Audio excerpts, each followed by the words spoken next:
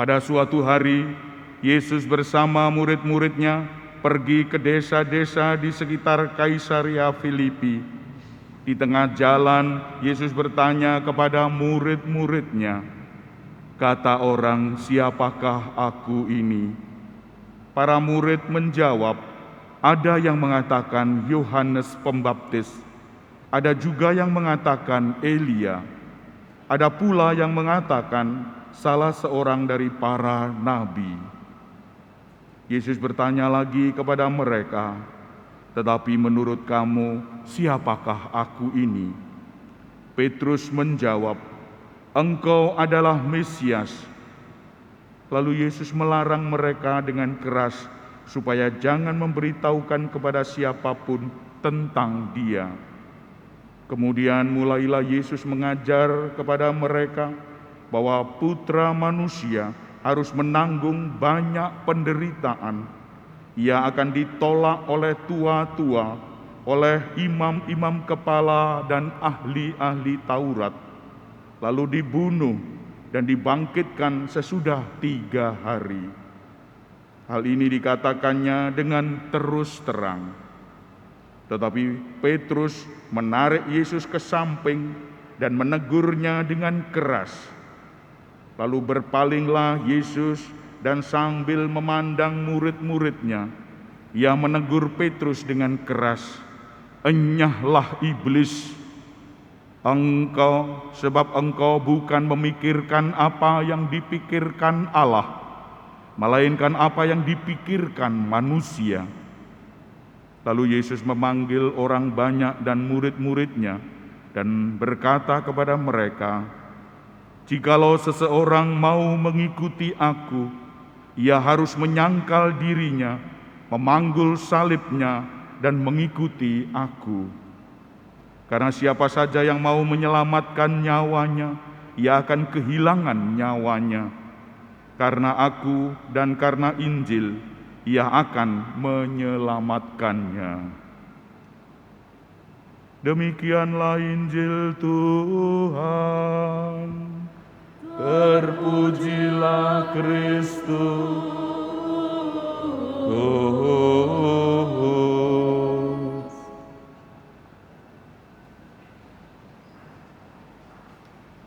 Ibu, bapak, saudara-saudari yang terkasih dalam Kristus, nampaknya Injil hari ini sangat menantang untuk kita. Mengapa tidak menantang? Karena dituntut dari diri kita kekuatan, dituntut dari diri kita konsekuensi mengikuti Yesus, dituntut dari diri kita apa saja yang harus kita lakukan. Bapak, Ibu, saudara-saudara yang terkasih, ini kalau orang mendengarkan ini pada saat pengajaran, saat katekese, orang masuk menjadi Katolik, mendengar ini, maka dia akan pergi. Aduh, abot ya, abot. Tidak hanya sepintas saja, tetapi sangat mendalam, kita dalami. Abot ternyata, berat. Oleh karena itu, Bapak, Ibu, saudara-saudara yang terkasih, kita harus setia. Jadi adalah di tengah-tengah perjalanan. Di tengah-tengah perjalanan Yesus bertanya, mengapa ini di tengah-tengah perjalanan? Ini tidak lain adalah perjalanan iman kita. Perjalanan iman kita mungkin usia 70-80 jika kuat, ya sekitar 40 atau lebih sedikit. Pada saat itu kita bertanya, apa artinya hal-hal semacam ini? Kita bolak-balik ke gereja. Apa artinya ke gereja? Bolak-balik menyembah gereja. Apa artinya menyembah Tuhan? Pasti kita ditantang oleh pertanyaan-pertanyaan tentang iman kita. Bapak, Ibu, saudara-saudara yang terkasih, ini adalah pertanyaan mendalam di tengah-tengah perjalanan hidup kita? Kalau jawabannya kurang menarik, tidak apa-apa. Kita masih ada proses ke depan. Lalu sementara itu kita mungkin mengumpulkan progresif iman kita. Apa kemajuan iman kita. Setelah itu memang akan mengharapkan titik iman kita. Oh, saya sampai sekian saja. Lalu meninggal. Bapak Ibu saudara yang terkasih, di tengah-tengah perjalanan iman, Tuhan selalu menguatkan. Lihat Petrus tadi, siapakah aku ini? Engkau adalah Mesias. Wah, senang Mesias. Ini Mesias, ini jago saya. Senang. Itulah Bapak Ibu, Yesus tahu prosedur untuk menyenangkan para murid. Tidak hanya gelisah, tetapi juga ada hal yang menyenangkan. Sebaiknya kita juga begitu. Dalam perjalanan hidup kita harus menyenangkan keluarga. Tidak ada keluarga kita buat sedih sepanjang hidup, jangan. Harus kita buat menyenangkan. Tapi juga harus kita sedih, menyenangkan, sedih. Nah, itu dinamika semacam itu, sedih, senang, supaya iman menjadi kuat. Kalau hanya senang, gelender, tidak ada artinya. Kalau sedih terus putus asa di tengah jalan. Oleh karena itu Bapak Ibu, kalau kita mempunyai pengikut semacam ini, kita menjadi kepala keluarga, kita menjadi ketua ini, harus menyenangkan. Membagikan bonus-bonus, membagikan ini dan itu, supaya senang. Rekreasi nang kono bareng-bareng, supaya senang. Itulah teknik-teknik untuk menggiatkan, tetap menyenangkan para pengikutnya. Bapak Ibu saudara yang terkasih, kembali kita pada iman Yesus Kristus tadi. Iman ditawarkan, diberikan untuk diri kita. Lalu kita tanggapi iman itu. Barang siapa mau mengikuti aku, ia harus memanggul salib, menyangkal diri, mengikuti aku. Karena sabda Allah ini sungguh-sungguh ampuh untuk diri kita. Sabda Allah tidak bisa diingkari dalam dirinya, harus ada. Oleh karena itu Bapak Ibu, kita harus menanggapi sabda ini. Iman, percaya kepada Tuhan Yesus dengan penuh penyerahan. Kita menanggapi sabda ini. Di tengah-tengah kita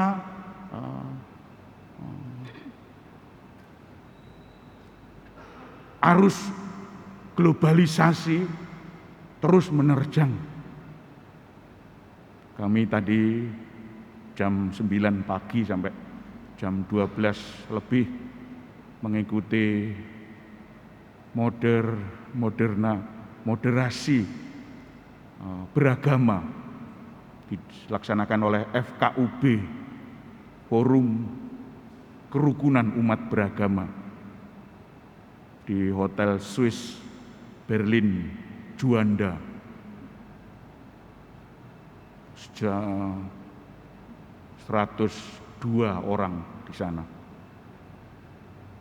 Apa yang harus kita moderasi ini?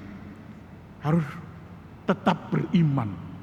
Moderasi tetap kita semangat dalam lingkup kita. Semangat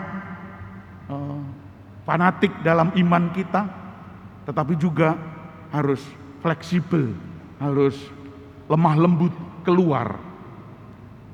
Semangat iman kita harus getol, kita kuatkan, kita bentengi, kita devosi, kita segaranya. Tapi juga kalau sudah keluar, fleksibel, ramah, harus menghargai perbedaan-perbedaan. Tidak bisa tidak. Orang lain tidak boleh kita paksakan untuk ikut bersama kita. Fleksibel, itulah moderasi, hidup di tengah-tengah. Kalau kita bahasa Indonesia kita, Sophia stat in medio, kebijaksanaan ada di tengah-tengah. Sophia stat in medio, kebijaksanaan berdiri di tengah-tengah. Maka di tengah-tengah itulah, tidak ke sini, tidak ke situ. Ini moderasi umat beragama. Harus kita wujudkan semacam ini.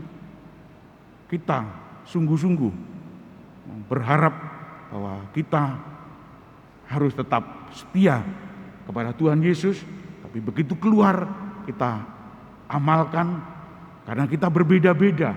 6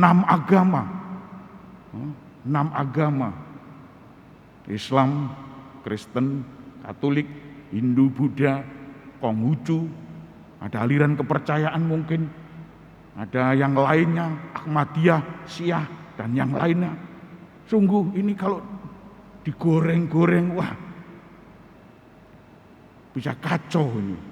Kalau tidak dipelihara terus menerus. Maka dari itu Bapak Ibu, sabda Tuhan tetap menjadi junjungan kita. Barang siapa mau mengikuti aku, hendaknya dia menyangkal diri, memanggul salib, dan mengikuti dia. Menyangkal diri artinya kita tidak hanya sebatas kita saja, kita ada yang lain. Karena kita peduli kepada yang lain, maka harus menghormati yang lain. Tidak mempeng kita sendiri. Ngomong itu, kalau kita rapat ngomongannya terus saja, waktunya habis. Yang ngomong cuma satu. Itulah tidak melihat yang lain, menyangkal diri. Meskipun kita bisa mengomong, tapi tidak terus nerocos orang lain, tidak boleh. Tidak, harus yang lain ngomong.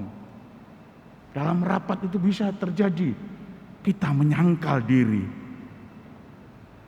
Dalam anak-anak kita harus diam, menjadi pendengar yang setia pada anak-anak kita. Ya, apa nak? Oh ini, oh ya, Mama ini ya bagus, ini Bu boleh. Oh ya, oh nilai saya mendapatkan 5. Ya enggak apa-apa, besok lagi harus ditingkatkan ya, haruslah. Tidak dipukuli. Anak-anak yang dipukuli stres, bawa dampak stres. Gambaran tentang orang tua kasar. Nanti akan keras. Saya dulu dipukuli terus, kalau belajar dipukuli terus. Itulah yang tertanam dalam diri kita. Menyangkal diri, memanggul salib, tanggung jawab kita. Tanggung jawab harus kita miliki. Tanggung jawab harus kita pegang. Oleh karena itu di masyarakat, di tempat kerja, di keluarga, kita mempunyai tanggung jawab. Yang menyapu, silahkan nyapu. Yang bersihkan hal-hal ini, silahkan. Tidak hanya kita saja, tapi semua harus punya tanggung jawab. Harus dipikul, memanggul salib. Upahnya apa? Besarmu di surga. Dan mengikuti Yesus, mengikuti aku. Apa mengikuti aku? Cinta kasih. Ya. Orang lain tidak boleh disalahkan. Kalau ada peristiwa, saya yang salah. Itu cinta kasih. Mencintai, membahagiakan orang yang dicintai. Mencinta kasih adalah ukurannya orang lain, bukan diriku sendiri. Ibu saudara terkasih, inilah beratnya hidup sebagai umat Katolik, sebagai umat Kristen. Kalau kita mau setia di tengah-tengah gelombang seperti ini, pasang surut, berdinamika, mari Bapak Ibu kita pegang teguh sabda Tuhan.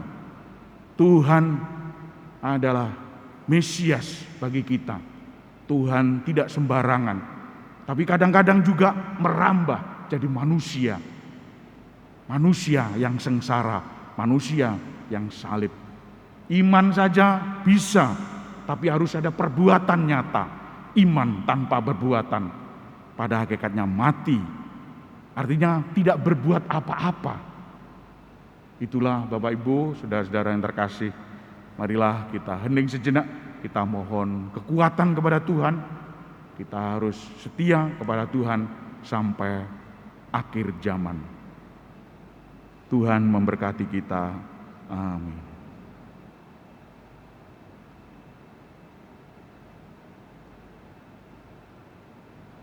Mari kita bangkit berdiri mengaturkan aku percaya bersama-sama.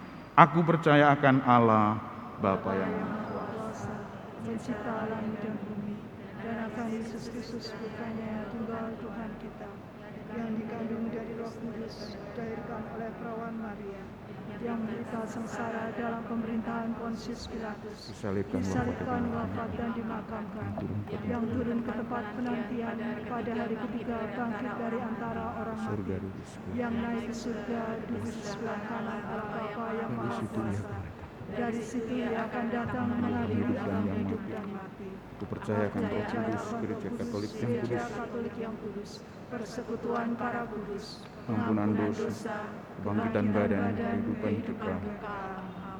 Doa umat, Kristuslah Sang Mesias yang harus menanggung banyak penderitaan karena cintanya bagi manusia. Marilah kita berdoa kepada Allah Bapa kita dengan pengantaraan Yesus yang rela menderita demi keselamatan kita. Bagi Bapa Suci, para uskup dan para imam, semoga Allah Bapa Maha Kasih mendampingi Bapa Suci, para uskup